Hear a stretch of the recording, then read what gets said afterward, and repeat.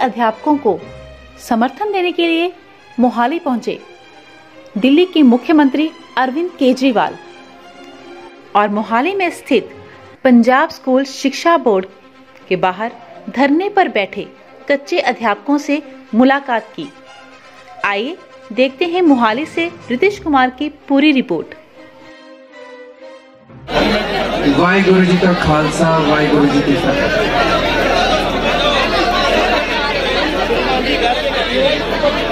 मैं अपनी बात शुरू करूं उसके पहले एक बात आप लोगों से पूछना चाहता हूं।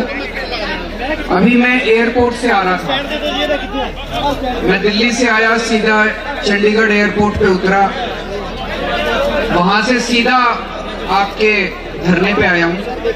अभी जब एयरपोर्ट से आ रहा था तो दो कदम पे होर्डिंग लगे हुए थे चन्नी साहब के, उसमें लिखा हुआ था कि हमने 36,000 कच्चे कर्मचारी पक्के कर दिए। तो उसमें आप में से भी कई सारे पक्के हुए होंगे, कोई पक्का नहीं किया तो वो झूठ बोल रहे हैं। क्योंकि मेरे पास अभी थोड़े दिन पहले पंजाब के सफाई कर्मचारी भी आए थे, 36 बंदे भी नहीं हुए। वो सफाई कर्मचारी कह रहे थे जी हमारे को पक्का नहीं कर रहे। तो मैंने कहा जी चन्नी साहब कह रहे हैं 36,000 कर्मचारी पक्के कर दिए, बोले जी हमारा एक भी नहीं करा।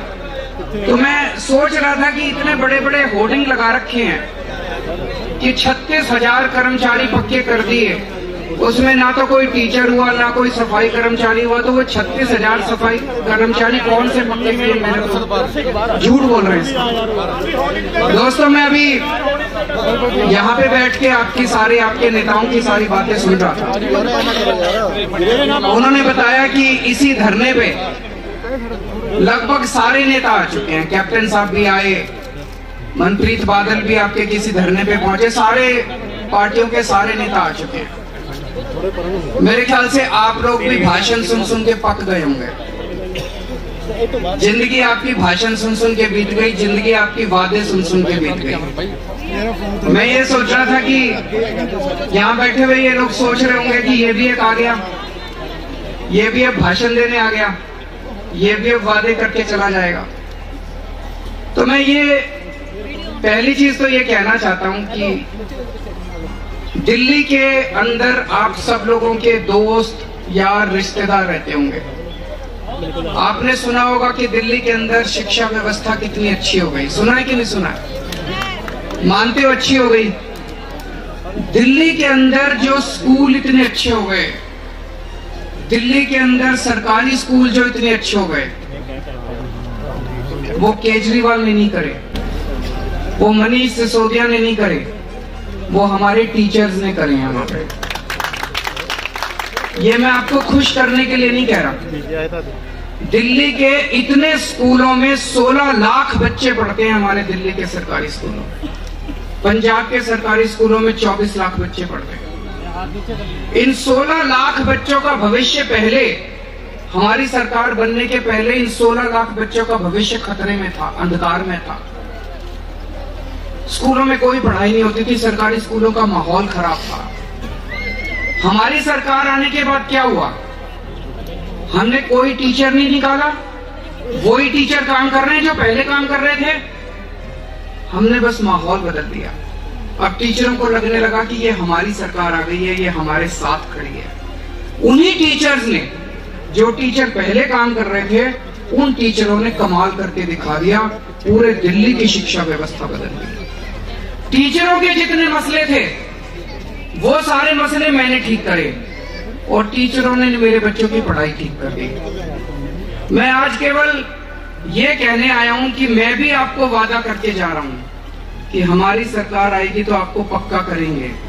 लेकिन मैं इस बात पे आपको भरोसा दिला रहा हूं कि दिल्ली में करके आया हूं टीचरों के मसले हल, इसीलिए पंजाब के अंदर भी मसले हल करेंगे। मेरे पास अभी पंजाब के, मैं पिछली बार जब आया था लुधियाना में था, कई सारे टीचर्स मेरे से मिलने के लिए आए।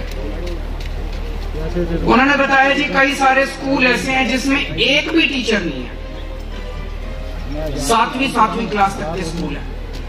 कई सारे स्कूल ऐसे हैं जिसमें एक टीचर है, 7वीं क्लास तक का स्कूल। पढ़ाई के नाम पे कुछ भी नहीं है, उस पर पुताई कर देते हैं और उसको स्मार्ट स्कूल बोल देते हैं। मुझे बड़ा दुख है, परसों प्रगट सिंह जी ने, शिक्षा मंत्री हैं, उन्होंने ट्वीट करा कि पंजाब के अंदर बहुत शानदार, देश के सबसे शानदार स्कूल है। मैं उनसे कहना चाहता हूं प्रगट सिंह जी से कि एक बार आके इन टीचर से मिलके इनसे पूछो कि पंजाब के स्कूल कितने अच्छे हैं। ये अपना दर्द बताएंगे आप लोगों को, तब आपको पता चलेगा कि पंजाब के स्कूल कितने अच्छे हैं। अगर आप समस्या ही नहीं समझोगे तो समस्या का समाधान क्या निकालोगे? उन्होंने, टीचरों ने बताया कि हमें 6-6 हजार रुपए तनख्वाह मिलती है हर महीने। हमारे दिल्ली के अंदर 15,000 रुपए मिनिमम वेज है, न्यूनतम मजदूरी है। अगर एक मजदूर ईंट उठाने का, उताई का काम करता है, उसको 15,000 रुपए मिलते हैं, टीचर को 6,000 रुपए, इतनी डिग्री लेने के बाद। तो मैं आपको केवल ये कहना चाहता हूं, आपके 18 साल, 2003 में आपकी भर्ती हुई थी, 18 साल में 10 साल अकाली दल के थे, उन्होंने कुछ नहीं करा। 8 साल कांग्रेस के थे, उन्होंने कुछ नहीं करा। एक बार, एक मौका आप अपने इस छोटे भाई को देके देखो, एक मौका। एक बात तो मान सकते हैं भाई, जब इन्होंने 10 साल में कुछ नहीं करा, 8 साल में कुछ नहीं करा, तो अब ये तो करने वाले हैं नहीं, ये तो वैसे ही वादे करेंगे आपके पास आके। एक बार ट्राई करके देख सकते हैं, अगर हम ना करें तो अगली बार मिलात मार के भगा देना।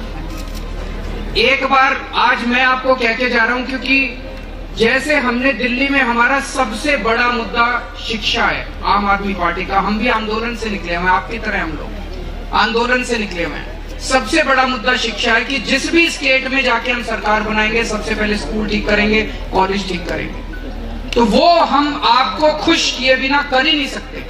अगर आपके मन में दर्द रहेगा, अगर आप दुखी रहोगे, तो आप क्लास में नहीं पढ़ा सकते। जब तक हम आपके अंदर भावना ना भरे।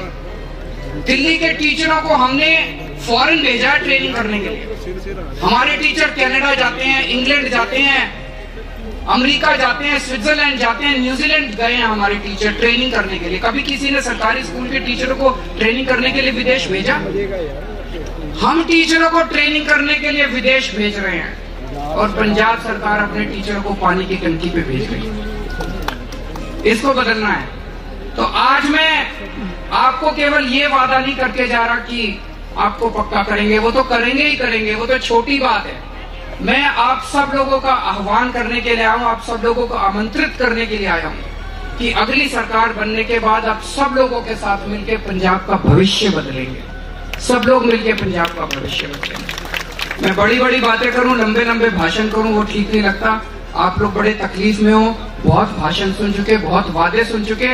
एक ही चीज कहना चाहता हूं, एक बार मेरे ऊपर भी विश्वास करके देखो। बहुत बहुत शुक्रिया। साइलेंट होगे तो फिर ਅਸੀਂ ਦੱਸਾਂਗੇ। ਅਸੀਂ ਧੰਨਵਾਦੀ ਆ ਕਿ ਸਾਡਾ ਦੁੱਖ ਦਰਦ ਸਮਝਦੇ ਹੋਏ